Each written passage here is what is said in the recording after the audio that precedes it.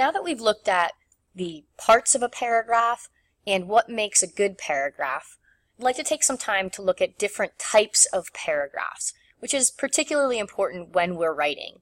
We're going to think about what the purpose of our writing is. So we're going to look at 4 types of paragraphs: narrative, expository, descriptive, and persuasive writing. The type of paragraph you choose to write will depend on whether your purpose for writing is to inform or explain, influence or persuade, express, or entertain.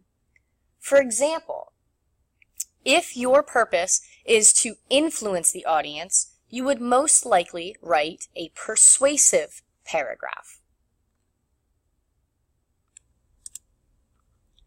Narrative paragraphs. A narrative paragraph uses chronological order to tell a story or relate a sequence of events. Consider the following narrative paragraph about a mystery involving the early American settlement of Roanoke.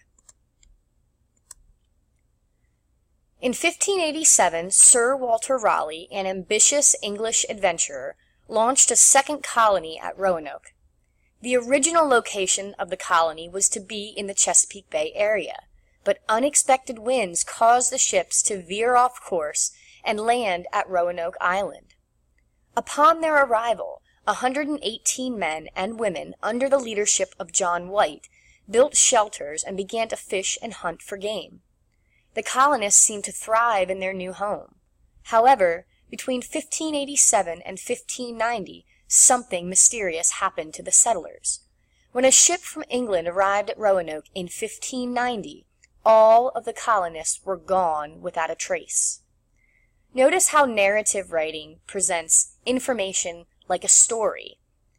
It uses chronological order, and it also uses transitional words and phrases to help the reader to follow the information and to be engaged in the narrative. Expository paragraphs. The word expository is related to the word expose, a verb that means to allow to be seen or to reveal. For example, newspaper reporters try to expose the truth. When writing an expository paragraph, the writer seeks to reveal information about a subject.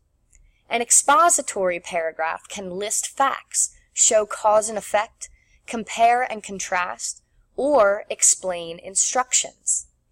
The following paragraph compares the settlements established at Roanoke and Jamestown. Some early American settlements were in poor locations. Roanoke, for example, was an island that proved hard to reach. Rough ocean currents and storms made the voyage difficult for ships to bring much-needed supplies. The site for a later colony, Jamestown, also had problems. Jamestown sat on a marshy, disease-ridden piece of land. Because of its location, Jamestown settlers had to endure increased incidents of illness as well as a salty water supply. However, despite the negatives, Roanoke and Jamestown shared one important advantage. The semi-hidden location of both colonies aided against surprise attacks. Notice how this expository paragraph, unlike the narrative paragraph, provides information. It's trying to expose that information and show how Roanoke and Jamestown were similar and different by comparing and contrasting the two settlements. The third type of paragraph that we're looking at is a descriptive paragraph. A descriptive paragraph creates an accurate picture of the subject by including sensory details and adjectives. In the following paragraph, Esther Forbes describes colonial Boston. Notice how she paints a picture by appealing to the senses of sight and hearing. Boston slowly opened its eyes, stretched and woke. The sun struck in horizontally from the east, flashing upon weather vanes. Brass cocks and arrows, here a glass-eyed Indian, the copper grasshopper, and the bells in the steeples cling-clanged, telling the people It was time to be up and about. The author paints a picture of Boston at this time. It uses personification and all different types of literary elements to try to really paint a picture, an image in the reader's mind. This is an example of descriptive writing. Finally, the last type of paragraph that we're looking at is a persuasive paragraph. Should your town or city have a curfew for teenagers? Should school lunch periods be longer? Who was the better president, Washington or Lincoln? Persuasive paragraph seeks to convince the reader to agree with an opinion or to take a certain course of action. Study the following excerpt from Patrick Henry's famous "Give me liberty or give me death" speech.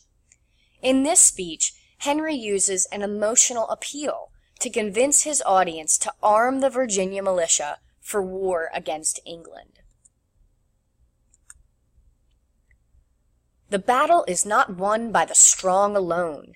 It is won by the alert, the active, the brave. Besides, we have no choice.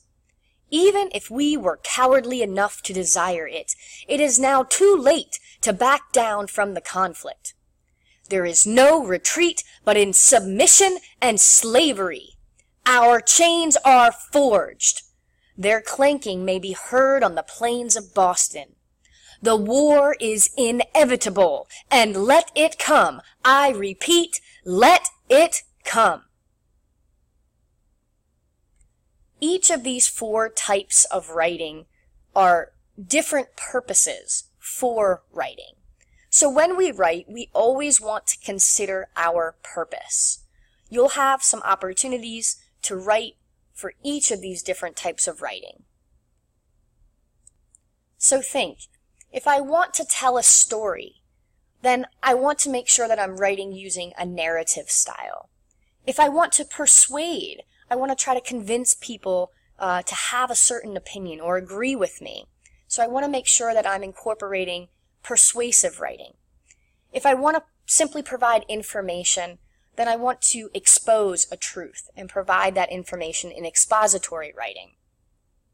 If I want to paint a picture, then I want to make sure that I'm using vivid adjectives. I really want to make sure that I use descriptive writing.